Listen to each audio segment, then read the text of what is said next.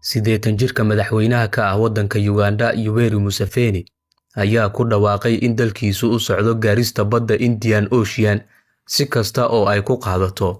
Waraysi uu bixiyay oo qalqal ka dhaliyay dalalka Bariga Afrika.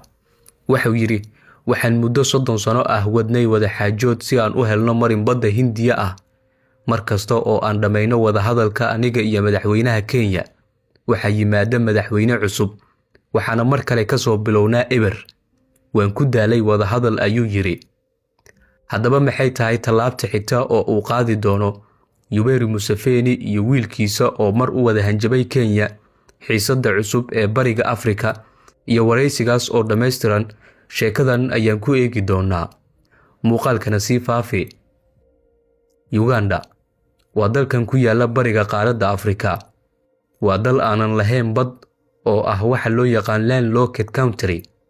Balse waxay ku caan tahay Uganda harooyinka Victoria, Albert iyo Kayoga.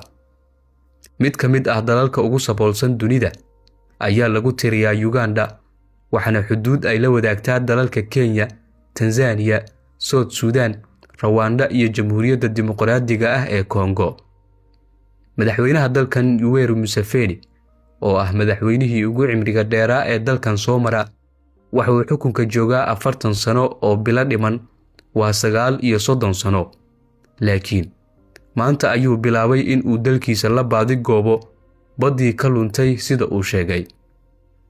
Waraysi uu bixiyay dhawaan ayaa qayladhaan ka abuuray gobolka iyo dalalka deriska la ah. Madaxweynaha Uganda Yoweri Museveni ayaa ku dhawaaqay in ay tahay in dalkiisu helo badda Indian Ocean oo uu xaq u leeyahay haddii kale uu dagaal diyaar u yahay.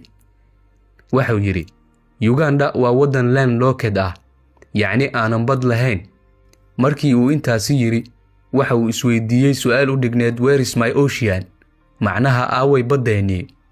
Isaga ayaa isku jawaabay, waxa uuna yiri, waa badda Indian Ocean.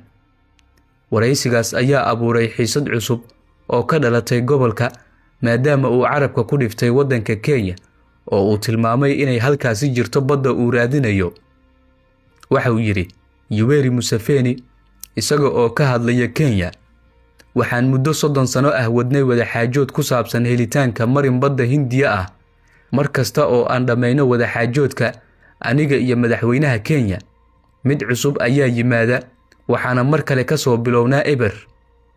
Waxa uu intaasi ku daray, waan ku daalay wada xaajoodka. Marka ay halka joogto, waxa uu digniin toos ah uu hawada u mariyay Kenya, isaga oo sheegay in Uganda ay xaq u leedahay in ay hesho marin badda Hindiya ah iyada oo u sii maraysa Kenya. Waxaana uu ugu goodiyay in ay dagaalo dhici karaan mustaqbalka haddii aysan helin badda. Waxa intaasi ka sii daran markii uu hadlay wiilka uu dhalay madaxweynaha Uganda ee Yoweri Museveni, isaga oo sida aabihiis oo kale hanjabaad hawada u mariyay Kenya.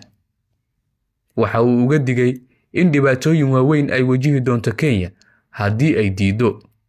Dagaal badeed oo ka qarxa Bariga Afrika mar kale ayaa la aaminsan yahay in ay bilow u tahay arrintan kadib xiisadii siyaasadeed ee Itoobiya iyo Soomaaliya ee la xiriirtay badda oo ku dhawaatay inay faraha isa saaraan dalalkan deriska ah.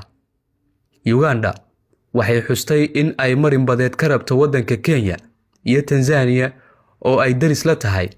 Waxayna sheegtay in ay xaq u leedahay in ay gaarto xeebta badda Hindiya. Yoweri Museveni waxa uu sidoo kale ku howlan yahay in uu dhiso ciidamo badeed sida uu sheegay, inkasta oo aanan la ogeyn xeebaha ay ku tababaran doonaan. bal adigu aragtidaada hoos nagu la wadaag, muuqaalkana laag saar oo sii sheer gare.